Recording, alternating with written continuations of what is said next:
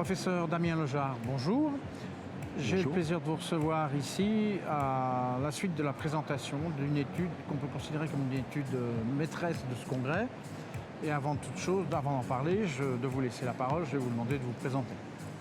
Donc, je suis Damien Lejard, je travaille à l'hôpital de la Ribouadière à Paris, où je suis cardiologue, et je suis notamment investi dans la prise en charge d'insuffisance cardiaque. Donc, cette étude, elle évalue un antagoniste du récepteur SGLT2 dont on attendait beaucoup, et finalement, est-ce qu'on a obtenu ce qu'on voulait?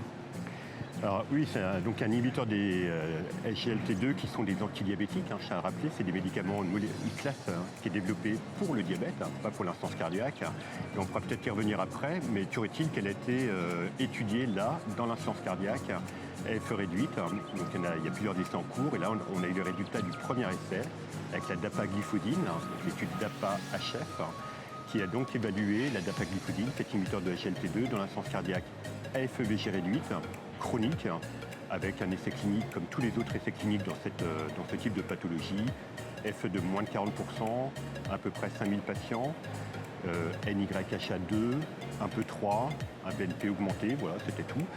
Et le résultat est là, un résultat spectaculaire, avec une réduction très significative de la mortalité cardiovasculaire et des réhospitalisations pour insuffisance cardiaque ou consultation en urgence pour insuffisance cardiaque. Résultat avec une réduction de 25%. Résultat qu'on retrouve également sur la mortalité cardiovasculaire, qu'on retrouve sur la mortalité totale, qu'on retrouve surtout bien sûr sur les réhospitalisations pour insuffisance cardiaque, avec une réduction des hospitalisations pour insuffisance cardiaque de 30%, amélioration de la qualité de vie et un profil de tolérance parfait. En tout cas, il n'y a pas réellement d'effets secondaires significatifs, et notamment il n'y a pas par exemple d'hypoglycémie. On va rentrer, on a eu les grandes lignes de l'étude maintenant, on a eu les grandes lignes des résultats, on va peut-être essayer d'aborder le problème sous un angle, je ne vais pas dire plus philosophique, mais quand même, on est quand même tous surpris de voir qu'un médicament antidiabétique aujourd'hui rebascule dans l'arsenal thérapeutique du cardiologue. Ouais. Alors ce qu'on n'a pas précisé, c'est que dans cet essai, moitié des patients n'avaient pas de diabète. Et l'effet est exactement le même que les patients soient diabétiques ou pas diabétiques. C'est une molécule, une nouvelle famille thérapeutique qui apparaît pour l'insuffisance cardiaque, indépendamment du diabète. Alors, à l'évidence, ça va être une classe thérapeutique pour le cardiologue. Et les diabétologues. Et les diabétologues. Ou alors ils vont travailler ensemble. Ils travaillent déjà beaucoup ensemble. Mais ça sera une façon de travailler encore davantage ensemble. Donc effectivement, ça marche très bien chez le diabétique. Je peux rappeler que c'est toujours pas disponible en France, oui. Malgré une AMM qui existe déjà. On ne va pas attendre 10 ans pour en reparler, que ce soit disponible. Simplement, quand on parle de l'insuffisance cardiaque, il y a quand même plusieurs couches de médicaments, et on met ça en top de cette couche. Qu'est-ce qu'on pourrait dire là-dessus Parce que ça a l'air tellement efficace, est-ce qu'on ne remet pas en cause les traitements précédents? Alors non, ça ne les remet pas en cause. Alors là, dans l'essai, ça a été de toute façon évalué on top of. Donc évidemment, c'était des patients qui étaient très bien traités, ils avaient tous des bêta-bloquants, tous des IEC ou un ARA2, tous des diurétiques. La moitié avait un antagoniste des récepteurs minéralocorticoïdes, un anti-aldostérone. Et c'est un essai qui a démarré il y a déjà quelques années. Donc il n'y en avait que 10% qui avaient du sacubitril/valsartan. Mais quand même 10%. Donc ça faisait un sous-groupe de 500 patients pour lesquels d'ailleurs il n'y avait pas d'interaction. Donc le bénéfice était retrouvé également dans ce sous-groupe-là de 500 patients. Alors oui, a priori on top of. La question, ça pourrait être sa place par rapport au sacubitril/valsartan, vraiment on top of, en alternative ou autre. On a envie de se dire on top of. Toutes ces molécules-là sont très efficaces. Le mécanisme d'action, à l'évidence, n'a rien à voir avec les IEC, les ARA2, le sacubitril/valsartan. C'est pas un modulateur des systèmes neurohormonaux comme toutes les autres familles thérapeutiques. Mécanisme totalement différent qu'on connaît d'ailleurs pas bien du tout. Donc oui, à mon sens, on top of. Donc ça fait une couche de plus. Une couche de plus, voilà. Et est-ce que pour les cardiologues, ça va être facile à gérer? Parce que les couches, il y en a déjà beaucoup. Alors, vu le profil de tolérance, oui, quelque part, on n'a pas vu vraiment de sous-groupe de patients qui semblaient plus en profiter ou avoir plus d'effets secondaires.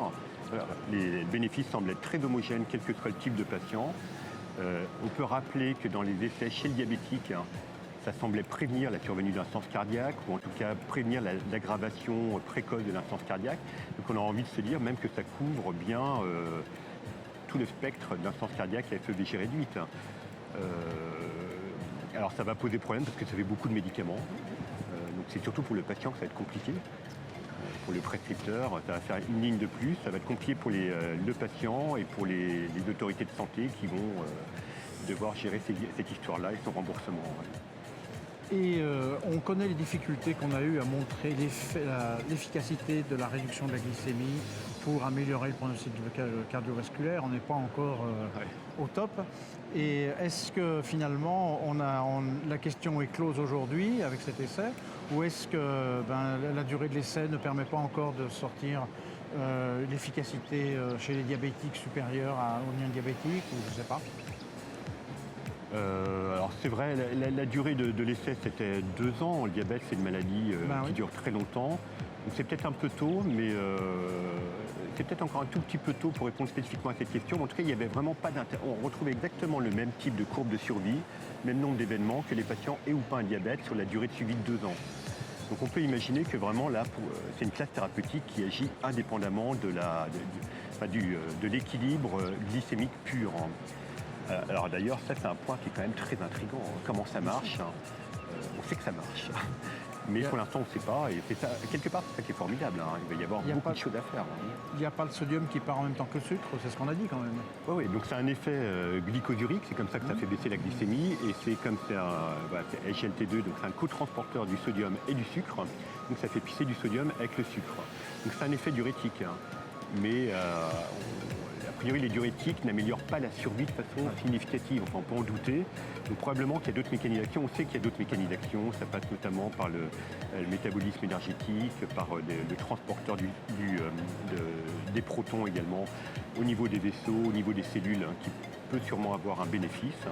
Mais pas très clair encore.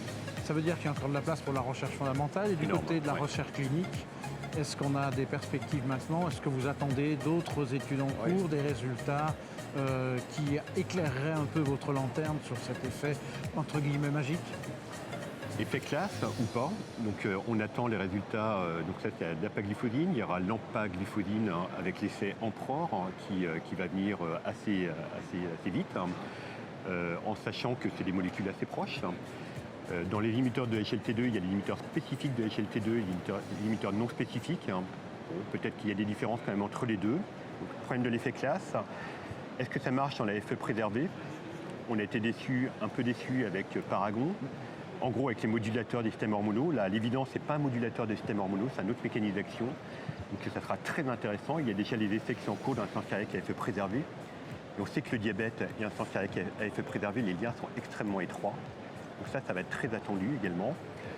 Et puis après, dans la façon d'utiliser le médicament, probablement qu'il va y avoir à dire à quel stade d'emblée, on attend, après le sacubitril valsartan, en même temps, enfin, beaucoup de questions.